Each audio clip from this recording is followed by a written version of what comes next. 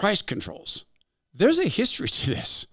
And look, understand something, that this is one of the predicates of price controls. This is how it's sold. Things are so unfair. People can't pay for groceries.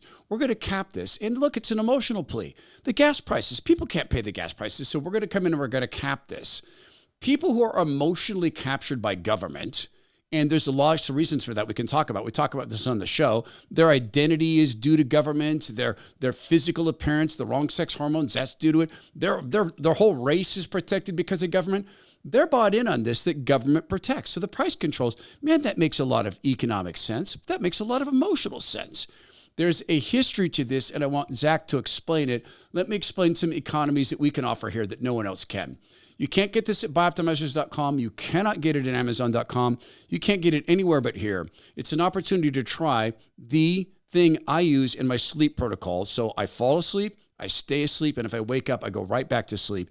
It also regulates the stress hormone cortisol, which, by the way, doesn't just cause stress and anxiety. It causes your body to store fat, and it also helps you be regular, which, by the way, puts a lot less pressure on your liver and your kidneys, and you sleep better. It's magnesium breakthrough. 80% of Americans are short on magnesium. This has 7 forms of magnesium, all natural, all organic. Not the stuff you go get at any of the China Marts. China Mart's going to have the fake 2 synthetic forms of magnesium. It cannot do what Magnesium Breakthrough does, nor can you get this anywhere else. Free bottle. Go to magbreakthrough.com/Todd-free. magbreakthrough.com/Todd-free. You get a free bottle of Magnesium Breakthrough. No questions asked. I just make a request of you. Tell us how it worked for you. So, Zach, there's a lot of history behind price controls. So let's talk about this history, because I think this has been tried in every kind, loving, totalitarian regime in history. Yeah. So it's very, very simple. Price controls equal higher prices. Young people hear this, they go, no, you idiot. She's capping the price. Price control means low prices. So there's something that we call the law of supply and demand. Okay. And when you cap price controls, you are capping potential margins and profits. Therefore, less will be invested into those areas. Therefore, less will be produced in those areas. It will, as it has always done, lead to goods shortages and higher prices. It will also lead to black markets. Okay, that sounds like it's a pretty bad idea, and they're going to try to get. But let's go through this bit by bit, because I want you to know that in the podcast family, the radio show family, people get this, but the YouTube generation, a lot of people do not get this. So you said profit and margin. Let's start there.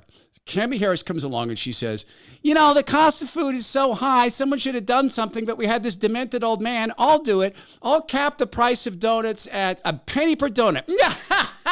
And she laughs all joyfully. So profit is what? Well, I mean, there's a lot of different ways to describe profit, but I mean, profit is reflective of value that you deliver to an economy, right? And margin is?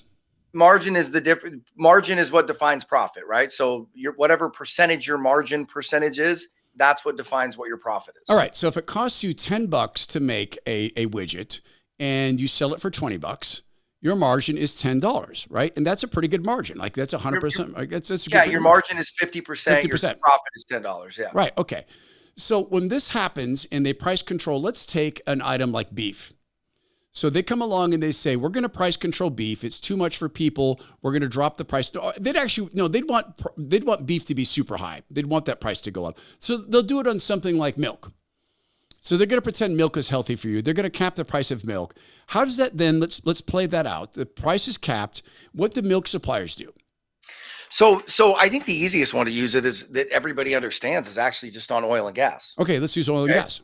So, and you can apply this to anything, but so if we look at in the U.S. today, the U.S. is now the largest producer of oil in the world. Okay. And industry wide, it ranges quite a bit, but we've got about a $65 to $70 a barrel industry average cost. Okay. Some companies are higher, some companies are lower. Depends on, where your wells are located, things like that. Okay. One of the reasons you invest in oil, or if you're a company, one of the reasons you drill barrels of oil is it's about an average cost on that over time, right? So if you cap me, let's say at $70, So I can't sell a barrel of oil at $70. By definition, that investment into that oil well will pay substantially less over time. Why? Because there are times, one of the reasons we invest in oil is not because we're sure that oil is always going to be higher than $70. What we realize is that for the times that it is below $70, we will also have times like we did during COVID where it's 120, 130, right? And we average that out. But if you cap me at 70, I'm never going to get that upside. So what will I do? I will invest substantially less in oil. Okay. So we will produce less in oil, which will result in higher prices globally, which will result in increased international production, decreased domestic production. It will weaken our economy. There will be less supply. Prices will go higher, and it will result in gas lines. So we look at countries that used to produce a lot of oil. Yep. Mexico, Venezuela, they used to be, and they're coming back. Venezuela's coming back, thank God, because of the leadership there. But when we look at this and we see the history of this, Cuba used to be a net exporter of all these things. They had very successful, practices. Fidel Castro comes along. He employs price controls. We've seen this in country after country in South America that used to be huge oil producers. And we've seen this bear out. Has there ever been a time in economic history where price controls have worked? No. Not a single one. No, full stop. Just, maybe in a transitory way, right at the beginning. But no, just because, listen, people invest because of profit. When you cap profit, you'll have less investment. It's not complicated, right? Yep. So anytime you hear somebody using price controls, if you want to push prices down, increase production, right? It's really simple. But this is the problem when we start. The other problem about this is look. I don't think she knows this. I don't think she knows a lot. Kamala Harris. Yeah, I think she is an extraordinarily intellectually limited human being. Okay? That's a God way to put it. I'm trying to be nice. Right. I did my devotions this morning, Good. Todd, and I'm trying to be a nice guy. Yeah, I know how you feel about black women, though. Having married one. Well, Right. Yeah. That's your wife's the chief operating officer of your company. Yeah, that might be the only redeeming quality. Honestly, come on, right? So, look, I'm partial to when I was a little kid, I had a crush on Janet Jackson. I ended up marrying a black woman, right? So obviously, I'm partial. Right. I'm going to give her the benefit of the doubt. Okay, got it. She's an attractive woman. Okay, right? Like I'm not saying that she's as dumb as a box of rocks. Right. So, but the other thing is that generally speaking, everybody knows this. Bill Gates knows this. Bill Clinton knows this. They know this. They just don't care, right? Because it doesn't negatively impact them. Pure and simple. And it allows them to say we're doing stuff. Another really funny, the one that I've been laughing the hardest about is we're going to stop price gouging at grocery stores, right? Right. Do you know what the industry-wide, do you know what the average margins are for grocery stores? Yeah, 1 to 1.5%. Yeah, there you go. Yeah. So if they do that, you will see yet again more locally small business-owned grocery stores.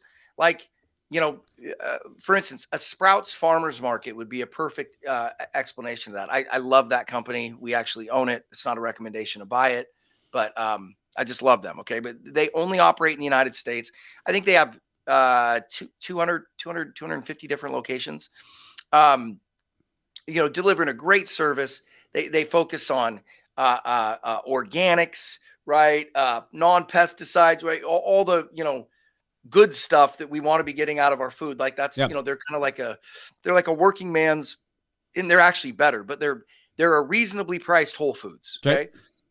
If you pass that anti-price gouging rule, I would be pretty sure that a chain like Sprouts Farmers Market will probably end up selling out to a large national chain, and you'll see more consolidation. That's the other thing that happens. Okay, so right, and this is where they are unquestionably the party of big business. The more regulation you put into any industry, the more inspiration you are providing for conglomeration, and the less inspiration you are providing for competition. Because the more regulatory costs there are to operate in a business, right, The easiest way to spread that regulatory cost and make it a smaller percentage is to combine business and widen your footprints. Who are the businesses that can buy the most companies and consolidate the most? The biggest businesses.